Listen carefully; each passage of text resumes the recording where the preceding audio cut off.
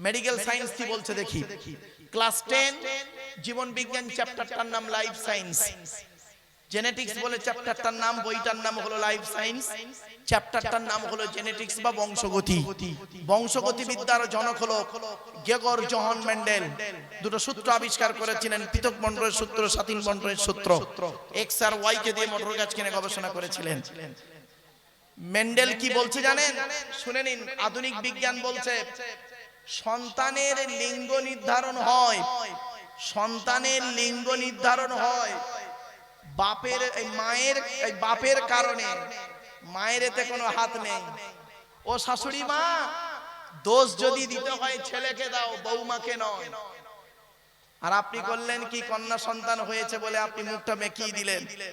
এখানে অনেক ব্যক্তি বসে আছেন, দাঁড়িয়ে আছেন, কি হিন্দু কি মুসলিম, যদি মেয়ে ছেলে হয়েছে মুখ বেঁকে যায়, ছি ছি ছি ছি। আর বেটা ছেলে হলে খুব আনন্দ করে মিষ্টি বিলন মানুষকে। শুনে নিন, 10টা কুনিকৃষ্ট পুত্র সন্তানের থেকে, 10টা কুপুত্র নিকৃষ্ট সন্তান, কুনিকৃষ্ট পুত্র সন্তানের থেকে একটা সুকন্যা সন্তানই যথেষ্ট। আপনারা কি বলেন? 10টা নিকৃষ্ট পুত্র সন্তানের থেকে একটা সুকন্যা সন্তানই যথেষ্ট। বাস্তব কথা বলে গেলাম। আপনি কন্যা সন্তান হলে মুখ বেঁকিয়ে দেন, কি হিন্দু কি মুসলিম। শুনে নিন, এই পৃথিবীতে একজন নবী এসেছিল ইহুদিদের হেদায়েতের জন্য, নাম হলো তার মুসা নবী। মুসা নবী নাম শুনেছেন? আরে ভাই বলুন না। তো মুসা নবী একদিন সৃষ্টিকর্তাকে বলছেন, ওগো সৃষ্টিকর্তা, ওগো সৃষ্টিকর্তা, তুমি খুশি হলে কি করো? সৃষ্টিকর্তা বললেন, মুসা, আমি যে এলাকায় খুশি হই ওই এলাকায় আকাশ থেকে বাড়ি বর্ষণ করি। জোরে বলো। তারপরে মুসা নবী বললেন, ওগো সৃষ্টিকর্তা, তুমি তার থেকে বেশি খুশি হলে কি করো? সৃষ্টিকর্তা বললেন, যে ব্যক্তির উপরে আমি খুশি হই, যে ব্যক্তির উপরে আমি খুশি হই ওই ব্যক্তির বাড়িতে অতিথি মেহমান পাঠিয়ে দিই।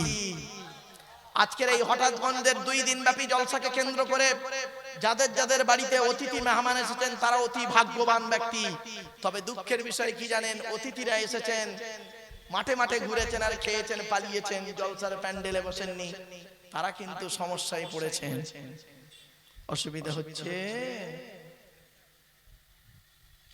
3 নাম্বার, হযরতে মুসা নবী সৃষ্টিকর্তাকে বললেন, ওগো সৃষ্টিকর্তা দয়াময়, তুমি সব থেকে যখন বেশি খুশি হও তখন কি করো? সৃষ্টিকর্তা বলেছিলেন, মুসা, পৃথিবীতে যে ব্যক্তির উপরে আমি খুশি হই, যে ব্যক্তির উপরে আমি খুশি হই ওই ব্যক্তির বাড়িতে কন্যা সন্তান দান করি। আপনি কোথায় আছেন? কন্যা সন্তান হলে আপনার মুখ বেঁকে যায়, আপনি পুরুষ, ছি ছি ছি ছি। আপনি শিক্ষিত লোক, আপনাকে শিক্ষিত লোক বলাই পাপ পাপ পাপ। আপনি হলেন নরকের কীট। মনে রাখবেন মুহাম্মদ সাল্লাল্লাহু আলাইহি ওয়াসাল্লাম কি বলেছেন একবার দেখি। কোন ব্যক্তির যদি 3 বা 3-এর অধিক কন্যা হয়, কোন ব্যক্তির যদি 3 বা 3-এর অধিক কন্যা হয়, আর ওই 3 কন্যাকে যদি তার বাপ ভালো করে লালন পালন করে ভালো জায়গায় বিবাহ দিতে পারে, আমি মুহাম্মদ বলে গেলাম, আমি যে স্বর্গে বা জান্নাতে থাকবো, ওই স্বর্গে বা জান্নাতে 3 কন্যার বাপের দেখা হবে। আপনি কি ভাবলেন? চলুন একটা একটা করে বলি, অসুবিধা হচ্ছে আপনাদের? আচ্ছা বাবা, কালো রং তৈরি করার মালিক কে? জোরে বলুন। ফর্সা রং তৈরি করার মালিক কে? এখানে এমন ভাবে কথা বলছেন যেন মনে হচ্ছে আজই সন্ধ্যা 6টার সময় জান্নাতের জানালা ভেঙে সব পালিয়ে আসছে।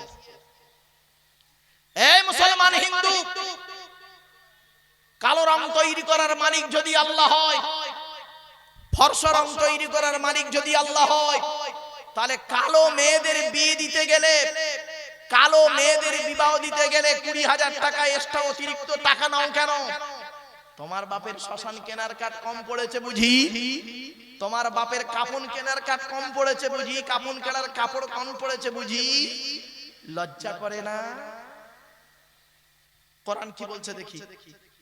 ومن آياته خلق السماوات والأرض واختلاف ألسنتكم وألوانكم।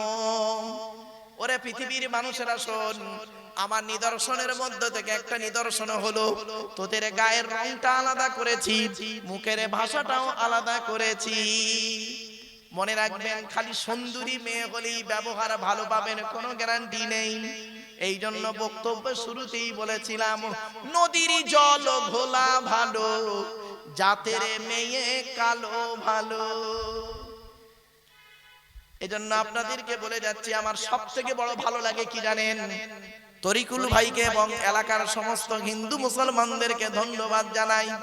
আপনারা হিন্দু মুসলিম সমন্বয়ে এই বক্তব্যটা দেন। শুনে নিন, কিসের হিন্দু কিসের মুসলিম মারামারি করেন আপনারা কি জানেন?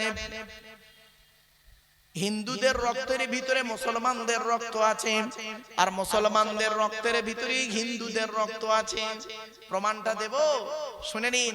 সৃষ্টিকর্তার আরাধনা উপাসনার পদ্ধতিটা আমাদের আলাদা হতে পারে।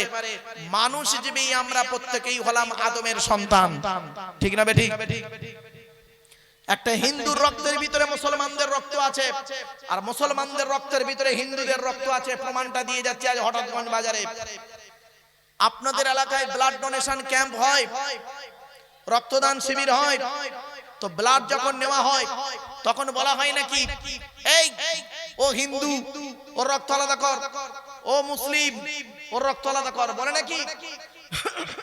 ব্লাডের মধ্যে কাস্টের কোনো ডিভাইডেড থাকে না, ব্লাডের মধ্যে কালারের কোনো ডিভাইডেড থাকে না, ব্লাডের মধ্যে জেন্ডারের কোনো ডিভাইডেড থাকে না, ব্লাডের মধ্যে গ্রুপের ডিভাইডেড করা হয়। ব্লাডের চারটে group, A B, A B আর ও, প্রত্যেকটার মাইনাস প্লাস। একটা হিন্দুর রক্তের ভিতরে তিনটে জিনিস পাওয়া যায়, লোহিত কণিকা, শ্বেত কণিকা, অনুচক্রিকা, as a same no difference. একটা মুসলমানের রক্তের ভিতরে এই তিনটি জিনিস পাওয়া যায়। কোথায় আপনি হিন্দু মুসলমান খুঁজতে গেছেন? মনে রাখবেন, কোথায় স্বর্গ কোথায় নরক কে বলে তা বহুদূর। মানুষের মাঝে স্বর্গ নরক, মানুষের সুরাসুর। বাস্তব কথাটাই আজকে বলে গেলাম। হে খ্রিস্টান, তুমি গির্জায় গিয়ে যাকে গড বলে ডাকো তাকে গির্জায় পাবে তো? হে হিন্দু, মন্দিরে গিয়ে যাকে ঈশ্বর বা ভগবান বলে ডাকো তাকে মন্দিরে পাবে তো? হে মুসলমান, গালে দাড়ি মাথায় টুপি নিয়ে মসজিদে যাকে আল্লাহ আল্লাহ বলে ডাকো ওই আল্লাহকে মসজিদে পাবে তো? চলুন, তিন ধর্মের মানুষ আমরা সৃষ্টিকর্তাকে খুঁজতে বেরোই। সৃষ্টিকর্তা আল্লাহ নিজেই বলছেন, আমাকে খুঁজতে যেতে তোদের হবে না। আমি কোথায় আছি জানিস? এই কোরআনে লেখা আছে,